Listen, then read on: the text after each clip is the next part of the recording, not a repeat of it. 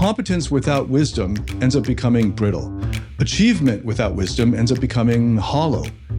We train people relentlessly, only for the first half of life, and we offer almost nothing from the moment when success stops answering the deeper questions. So the moment feels private, even shameful.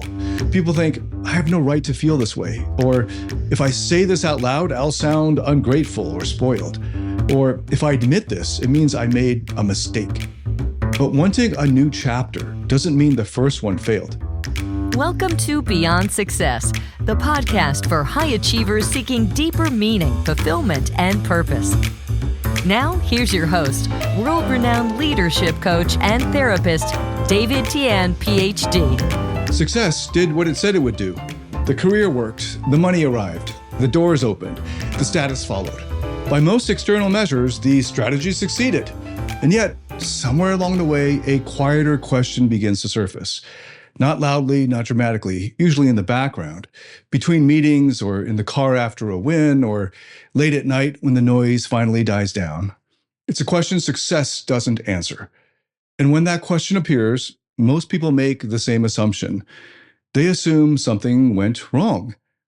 They assume the discomfort means they chose the wrong goal or the wrong path or the wrong life. So they do what achievers are trained to do. They double down, they optimize harder, they add intensity. They look for the next milestone that might finally settle the unease. But what if that assumption is wrong? What if the problem isn't failure at all? What if the problem is completion? Because this isn't a psychological issue in the usual sense. It's not mainly about trauma or mindset or motivation. Those can matter, but they're not the core of what I'm pointing out here. This is a philosophical problem, a moral one. Modern life makes a very clear promise. If you work hard, become competent, and you play the game well, you'll earn security, freedom, and respect. For many of you listening, that promise held up. The system delivered. But that strategy was designed to solve certain problems like survival, status, independence, control. It was never designed to answer the question of meaning, or connection, or love, or what kind of person this life is shaping you into. So when unease shows up after success, it doesn't actually mean something's broken. It may mean the strategy has reached the edge of where it can take you. Not because it failed, but because it worked. That might be uncomfortable because if the discomfort isn't a bug, then there's nothing to fix by pushing harder. No next achievement that resolves it. No upgrade that closes the loop, which leads to a different possibility. What if this feeling isn't a signal to go back, and it's not a signal to escape either? What if it's a signal that a chapter has been finished? Not ended badly, but finished properly. And what comes next isn't more effort. It's a new orientation. I've got 6 points here, and this is the first. To understand why this experience is so common among achievers, we need to look at the modern promise of success and why it's so convincing. The deal is simple. You work hard, become competent, gain independence, earn your freedom. That deal has powered careers, companies, entire economies. And for many people, it worked exactly as advertised. Competence led to leverage, leverage led to options, options feel like freedom. There's nothing foolish about buying into that modern promise, because security and autonomy aren't abstract ideas. They do reduce pressure. They buy you time. They give you room to breathe. They let you walk away from bad situations. They let you protect your family and provide for your family. They let you sleep well. So when I talk about the limits of this strategy, I'm not saying the strategy was pointless. I'm saying it succeeded at what it was supposed to do. The philosopher Charles Taylor helps explain why this deal feels so natural. He describes what he calls the buffered self. The buffered self is autonomous and self-directed, protected from the chaos of the world by skill and knowledge and control. It anchors its own life, sets its own goals, and measures itself by results. And this kind of self works extremely well in modern societies. It builds careers. It survives uncertainty by becoming capable. It gains status by proving value. It creates distance from vulnerability by staying effective. It's a self that keeps moving by staying useful. It calms anxiety by becoming sharp. It feels safe by becoming needed. So when people start questioning success, this isn't about rejecting competence or criticizing ambition. The modern self itself isn't wrong. It's just incomplete. Most of the confusion shows up when we smuggle in an assumption that was never part of the deal. That assumption that once success arrives, it's supposed to settle the deeper questions like meaning, belonging, love, who you are when nobody's watching and nothing needs to be proven, your character. But success never promised to answer those questions. It promised security, autonomy, freedom from certain kinds of fear. And somewhere along the way, we added in the rest. We assumed fulfillment would be the natural byproduct of competence, that once the numbers were stable, the heart would naturally catch up, that once the external world stopped threatening us, our internal world would become calm. That assumption is understandable, but it's also false. And the problem isn't that people believed it. The problem is that nobody tells you what happens when the strategy succeeds, but those questions still remain. Because when success works, it trains you to trust the same tools everywhere. Continuing to use effort, optimization, control, problem solving. Those tools and techniques are powerful. They just aren't universal. They don't generate meaning on their own. They don't create intimacy. They don't tell you what's worth caring about once the scoreboard stops changing. So when the unspoken assumption collapses, the reflex is usually confusion and then self-doubt and then trying to push again. But the issue isn't that success failed to deliver. It delivered exactly what it was designed to deliver. What's missing isn't more effort. It's a better perspective. And this brings me to the second point. When people hit this stage, they assume the problem is personal. They wonder if they're ungrateful or spoiled or broken. Sometimes they don't say this out loud, but they feel it. They start looking at their lives the way a manager looks at a project. Like, what's the bottleneck here? What's the missing habit? What's the mental block? What's the next fix? So it helps to look at what the research really shows. There's a well-documented phenomenon here called hedonic adaptation. Wins feel incredible at first, and then your nervous system adjusts. The promotion, the raise, the recognition, the bigger house, the fancier car, I don't know, the expanded responsibility or the new title that finally gets people to treat you differently. Each one brings a lift, but then the baseline resets. This isn't your character flaw. It's just how the human mind works. Early gains matter. They reduce stress and increase stability, but after a certain point, that curve flattens. More income still expands options, but its effect on your day-to-day well-being becomes surprisingly small over time. That doesn't mean money itself is meaningless. It means money does one job extremely well and then stops doing extra work. People get confused when they interpret the flattening of the curve as a personal failure, as if gratitude should erase the question. So they question their mindset. They question their ambition. They question whether something inside them is malfunctioning. But none of that is necessary. Achievement moves external conditions. It reduces certain kinds of fear. It increases certain kinds of freedom. What it doesn't do is continually increase meaning. Meaning doesn't scale linearly with wins. It doesn't respond to accumulation. It doesn't obey performance logic. Once you see that, the experience stops being so mysterious. The plateau isn't a verdict on your character. It's a signal that the problem has changed. And when the problem changes, one of two patterns usually follows. Some people look for a steeper curve. They chase bigger stakes, more volatility, more intensity. If the nervous system went flat, they try to shock it back to life. Other people start to notice the deeper question underneath the plateau. Not, how do I feel this win more? But, what is this all for? And that question isn't weakness. It's contact with reality. This is the third point. To understand what happens next, let's step outside modern psychology for a moment and look at Taoism, not as mysticism, but as observation. Striving is the attempt to bend reality to your will. You choose a goal, you apply pressure, you tolerate discomfort, you stay focused, you keep the machine running, and for a time, this works extremely well. Taoist thinkers understood discipline and mastery. They weren't anti-effort. What they noticed, though, was that past a certain point, effort changes character. What once created progress now starts creating friction. What once gave you leverage starts demanding constant maintenance. What once felt like self-control starts feeling like self-surveillance. Not because effort becomes bad, because control applied everywhere meets resistance. Careers reward force. Deadlines respond to pressure. Markets reward execution. But relationships don't. Meaning and purpose don't. Love doesn't respond to being managed. You can't force trust. You can't optimize real intimacy. You can't pressure purpose into existence. So the achiever's reflex, more effort, backfires at this level. More control creates distance. More pressure creates withdrawal. More monitoring creates numbness. And then people get confused again because the tool that worked everywhere else is suddenly making things worse now. Taoism sees this as a category error, using the wrong tool for the terrain.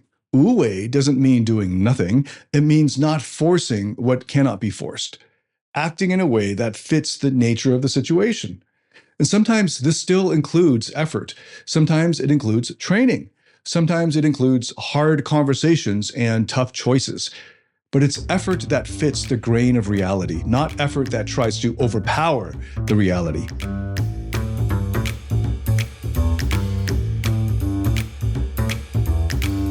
Sometimes success comes with a hidden cost.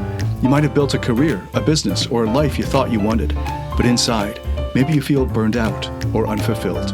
Or maybe it shows up in your relationships with your partner, your family, or your team, where no matter how hard you try, the same painful patterns keep repeating.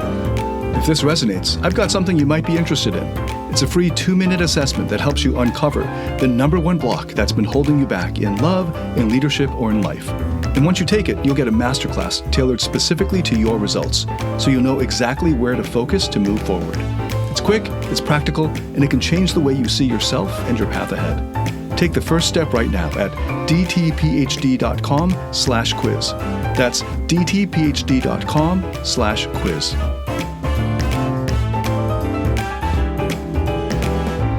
Modern life rarely teaches this distinction. We assume competence generalizes to everything until it stops working, until the push that once moved life forward starts flattening it, until the discipline that once gave structure now crowds out aliveness, until the strategy that once created freedom now starts demanding constant upkeep. Once you see where force no longer works, you're now left with a choice. You can keep pushing anyway, or you can learn how to relate to these parts of life differently. And this is the fourth point. A human life unfolds in stages. Confucius put it plainly. He said, "At 15, I set my heart upon learning. At 30, I took my stand. At 40, I had no doubts, no confusion. At 50, I understood the will of heaven." Okay, what matters here isn't the poetry of it, it's the structure. Each stage has a task. There's a cost if you stay too long in any one stage. Confusion at 25 is expected. You're learning, experimenting. But confusion at 40, for Confucius, means something different. Not because you failed, but because you've built enough of a life for deeper questions now to matter. You've achieved enough to see the limits of achievement. You've accumulated enough to notice what accumulation can't buy. You've become competent enough to realize competence isn't the same thing as wisdom. There are seasons for building and seasons for understanding. Modern culture pretends there's only one season. Build, optimize, repeat. So when someone feels pulled toward a new chapter, the reflex is to pathologize it, to make it seem like that's the problem. Burnout, weakness, something wrong from the person or with the person. And from a developmental view, it's a transition.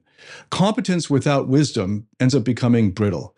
Achievement without wisdom ends up becoming hollow. We train people relentlessly, only for the first half of life, and we offer almost nothing from the moment when success stops answering the deeper questions. So the moment feels private, even shameful.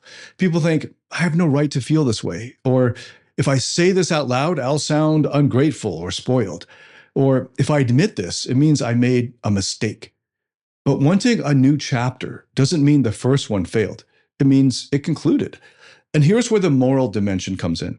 A society that honors achievement but neglects wisdom leaves its most competent people quietly lost, not because they lack intelligence, but because they were never taught how to move from one stage of life to the next.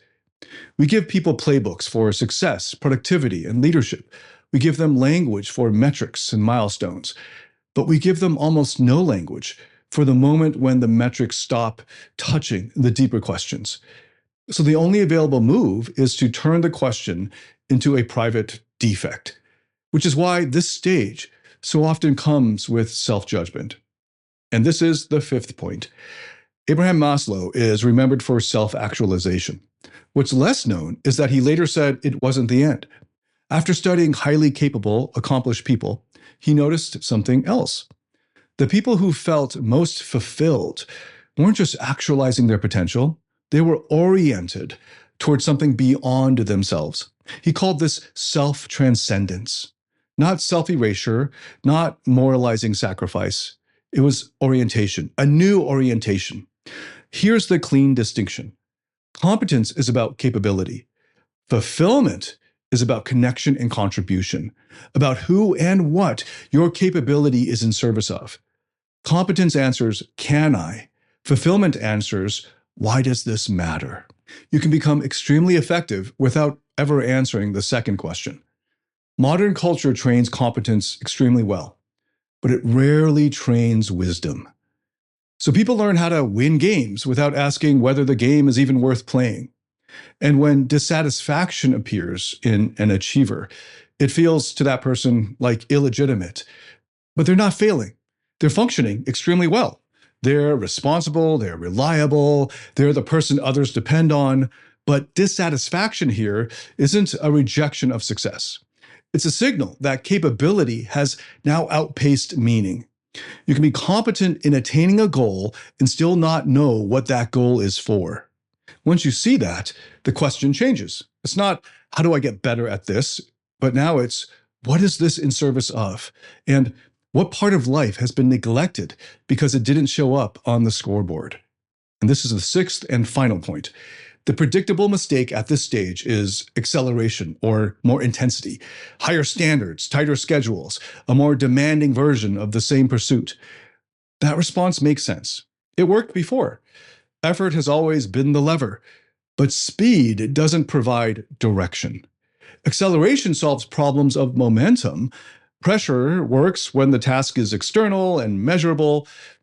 This moment now isn't about that. What's happening here isn't a lack of drive. It's a lack of proper orientation. And no amount of speed tells you where you're supposed to be going. So when people push harder at this stage, the results are subtle but consistent. More efficient and less alive. More accomplished but less connected. More disciplined but more restless. Not because effort itself is bad, but because effort is being misused. A wiser orientation is not the absence of ambition. It's the governance of ambition. It answers questions that effort itself cannot. Like, what is this life in service for? Who is this success for? What kind of person is being formed along the way? Those questions don't slow you down. They keep you from running in circles at higher speeds. Now it's important to hold a clearer boundary. Not everyone is at this point. Some people are still building stability. Some are still proving their competence. This conversation isn't meant to pull anyone out of that phase prematurely. But for those who are here, this is not a crisis. It's a threshold. A crisis implies something went wrong. A threshold implies something is ready. Crossing a threshold doesn't require dramatic change. It requires courage and honesty. And here's the quiet truth that rarely gets said. Most people don't fail their way into regret. They succeed their way into it. They keep going long after the strategy has stopped making sense because no one ever told them that it was allowed to stop and ask a different question. This podcast exists to make that question legitimate. If you've reached this point, there's nothing to fix. There's nothing to escape. There's nothing to prove. There's simply a decision to be made about how the next chapter will be governed, by momentum or by meaning.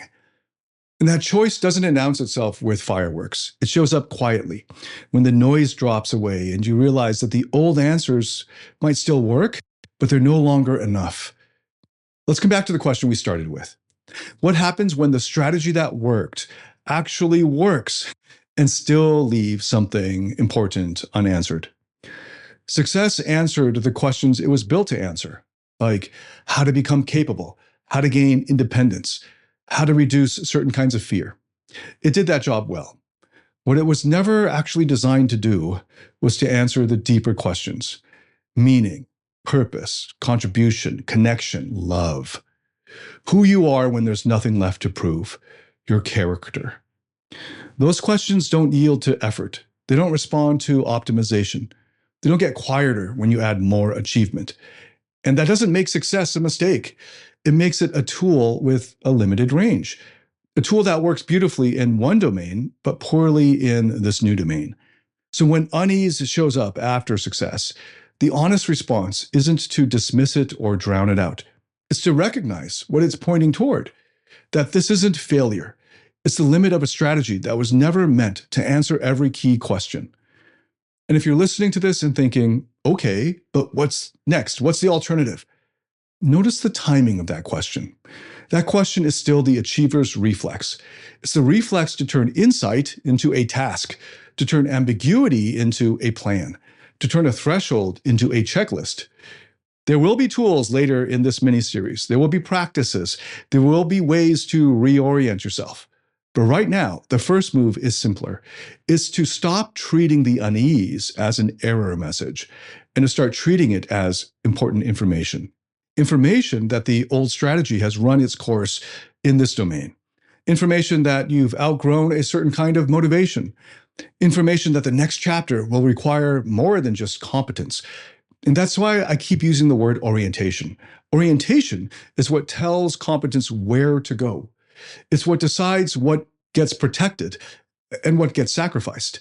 It's what determines whether discipline becomes a form of self-respect or a form of self-punishment.